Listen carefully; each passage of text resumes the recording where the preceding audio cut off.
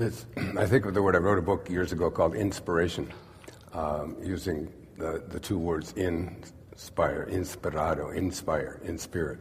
There was a great teacher on this planet a couple of thousand years ago named Patanjali, and he said, when you are inspired by some great purpose, some extraordinary project, that all of your thoughts break their bonds, your mind transcends limitations, your consciousness expands in every direction, and you find yourself in a new and a great and a wonderful world. Perfect. And then he said, and this is what I want to ask you about, he said, dormant forces, when you're inspired, dormant forces, faculties and talents come alive, and you discover yourself to be a greater person by far than you've ever dreamt yourself to be.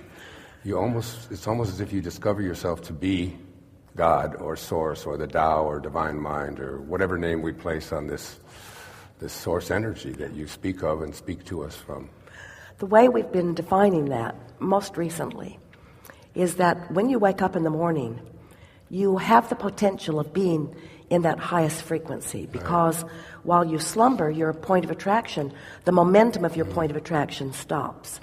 So when you first wake up, before you begin thinking thoughts of what went wrong yesterday or what you have to do today, you're in your greatest potential of that pure positive energy. Right. So if you can focus there and allow a little momentum to get going, what happens is it isn't something that just happens, it's something that you focus yourself into being.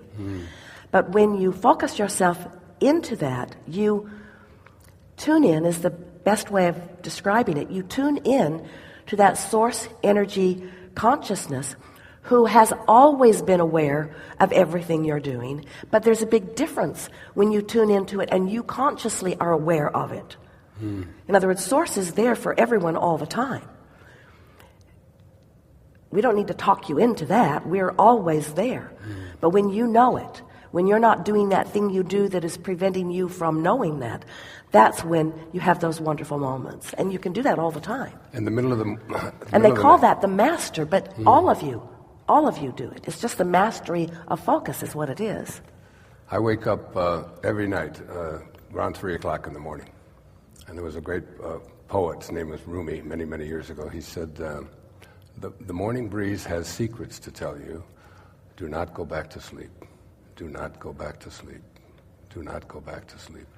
And I've written many of the books that I've written when I'm awakened, and there's something, what is it? What is it that awakens me? It's like I can almost tell you the exact time. It's like, because in a film I did years ago called The Shift, they show a clock, it's 3:13 a.m., almost to the second. Every single night there's something, is that angels? Is that divine source? Is that someone saying, this is your purpose, this is the time, there's no distractions? The thing we most want to say is that we're with you saying that all the time. So what's interesting to us is that that's the time that you decide to listen. Right. But there's nobody else around to distract me. And that's the important conversation to have. So what is it about that time? What is it that's happening there that makes you more resonant, that makes you more receptive? And it is that the momentum of your thought has stopped. So there is no contradictory vibration going on within you. So you're more likely to hear.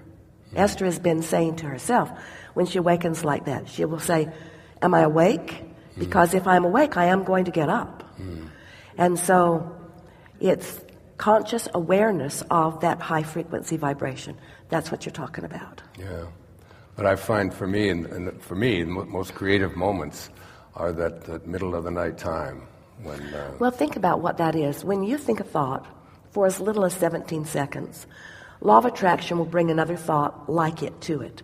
So momentum begins.